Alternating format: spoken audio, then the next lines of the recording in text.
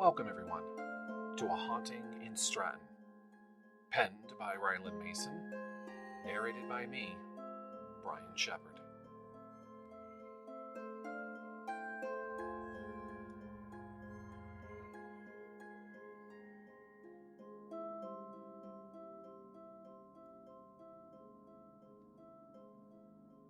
Episode 5, Ghosts Don't Sleep.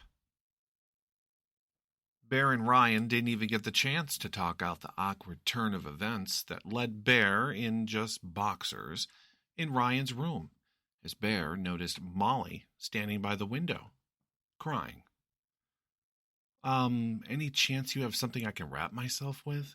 You have a small visitor by the window, Bear said, pointing to the windows. Ryan was quick to grab his housecoat for him from the chair. Thank you, he said as he attempted to put it on and tie it closed. His arms seemed a little too big. Mister is coming, Molly whimpered. Who is Mr. Molly? Bear asked while walking slowly towards her. Flashes of lightning and cracks of thunder still raged outside. Ryan just stood behind Bear, listening and observing. A very mean man, she replied. Where is he coming from? Here in the house? He asked. Shaking her head no, Molly pointed out the window and into the woods. What's happening? What is she saying? Ryan asked. Curious, as this didn't happen last night when he went to bed. Now that Bear was here, it seemed the house came alive. It seems ghosts don't sleep. She says that someone named Mister is coming. She is clearly upset at this, but points to the woods as to where he's coming from, Bear explained as he looked out the window. He saw nothing but moving trees in the wind and rain that just seemed to overwhelm the gutters. Molly at this point seemed to walk back towards the bedroom door and vanish. Bear could still hear her soft whimpering. It would seem that sleep would have to wait. If there was another bad ghost, better to deal with it now.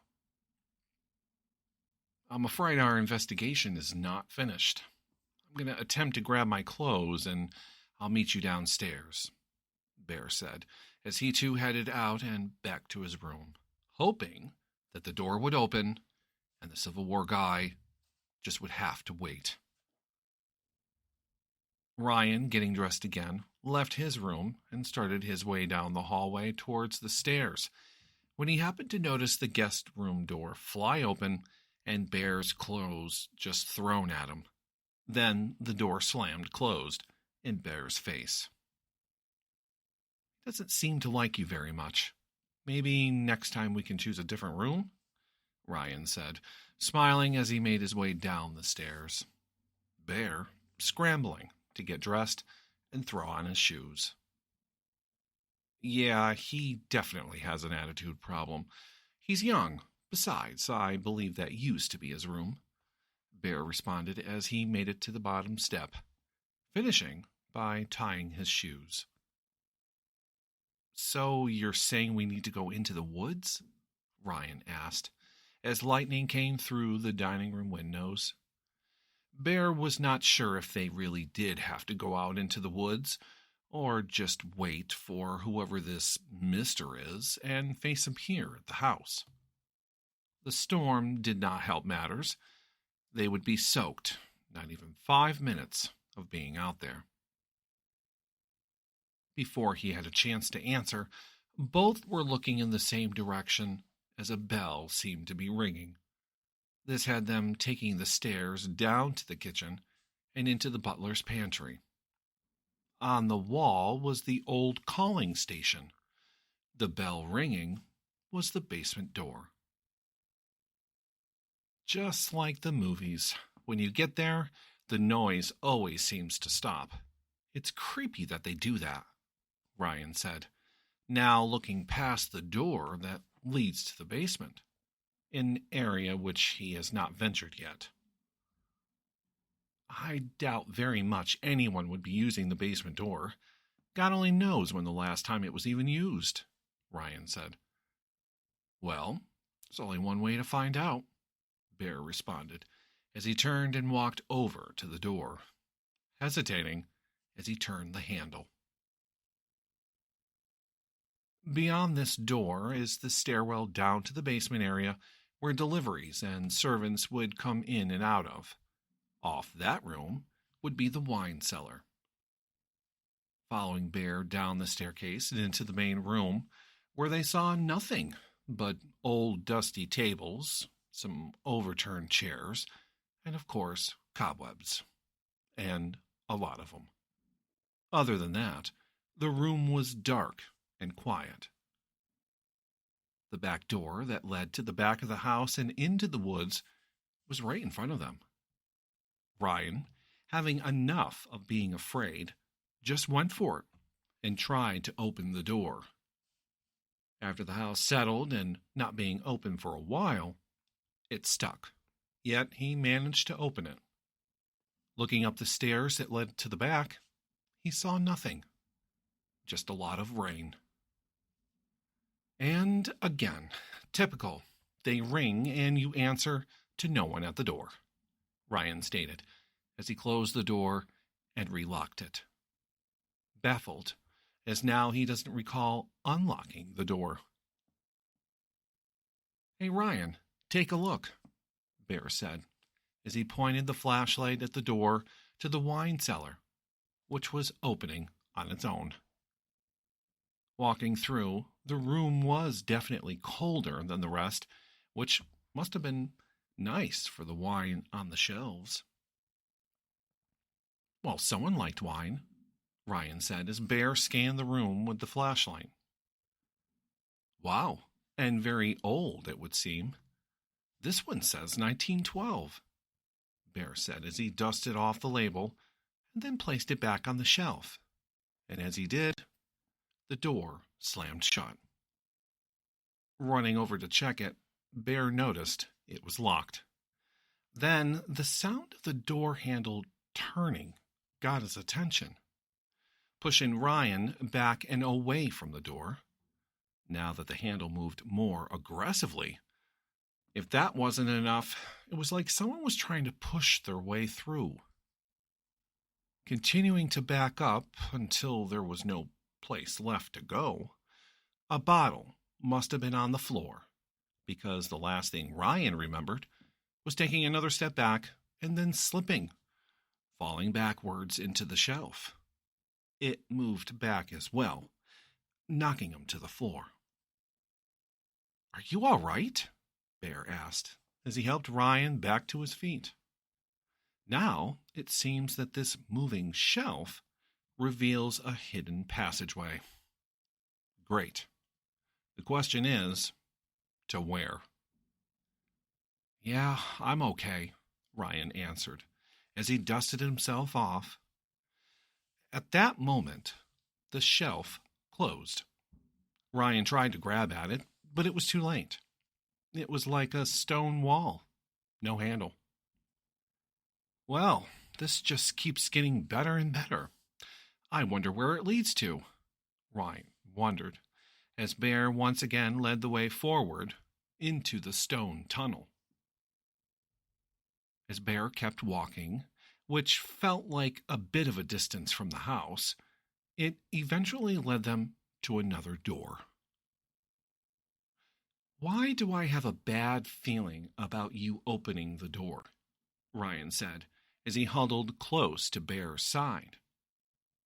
Besides feeling the warmth from Ryan's closeness, he also was feeling nervous about opening the door.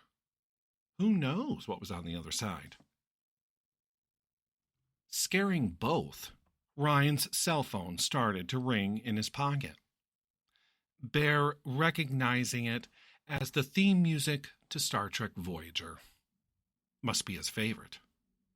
Ryan answered it without even looking at it. It was close to 1 a.m. at this point. Hello? Mr. Green, this is Sheriff Ratchet.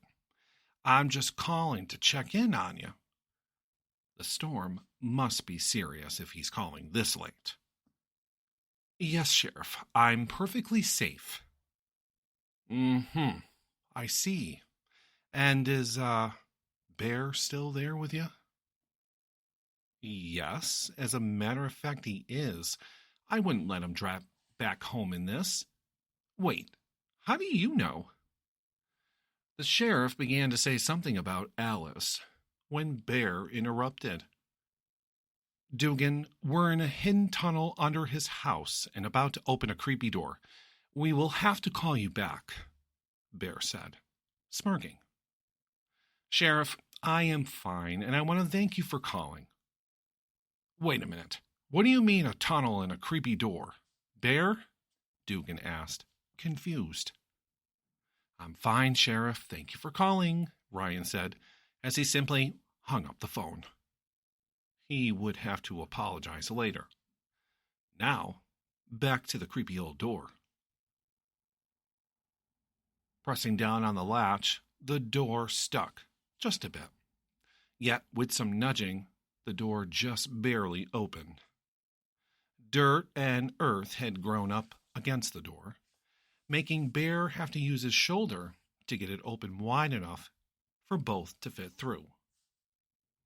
As they both made their way out, they were standing in the middle of the woods and what looked like a family cemetery. The rain had stopped by the time they had emerged from the tunnel. The moon was just starting to shine through the passing clouds. The storm still raged as it moved away from town as it headed for upstate, leaving Ryan and Bear figuring out why they were led to the cemetery. Gemma never told me I have a graveyard in the back of my house, Ryan said, as he and Bear started to walk around, shining the light on the stones to show names and dates. She most likely didn't even know. Looks like no one's been here in years, Bear said, as they weaved in and around the stones. It was not uncommon for a large family to have a family plot within the acreage they owned. This one was fairly large and was not fenced in like most, as it had been surrounded by the dense forest. You can't even see the house from here. However, the flashlight, along with the glow from the moon, shoved off an old marble monuments and statues that were overlooking those who were below. Small half stones in front of bigger stones were adorned with what looked like cherubs, indicating children were buried there. In total so far, Ryan had seen at least 7 generations of the Barton family, with graves dating back to the construction of the house all the way through the wars, and sitting all the way in the back, shrouded in a dense fog, was the mausoleum, which had the Barton name in gold letters above the giant doors. The flashlight did its best to cut through the fog that seemed to be rolling in from the forest. Bear led the way over to the building, stopping just a few feet away as Bear noticed the doors were open.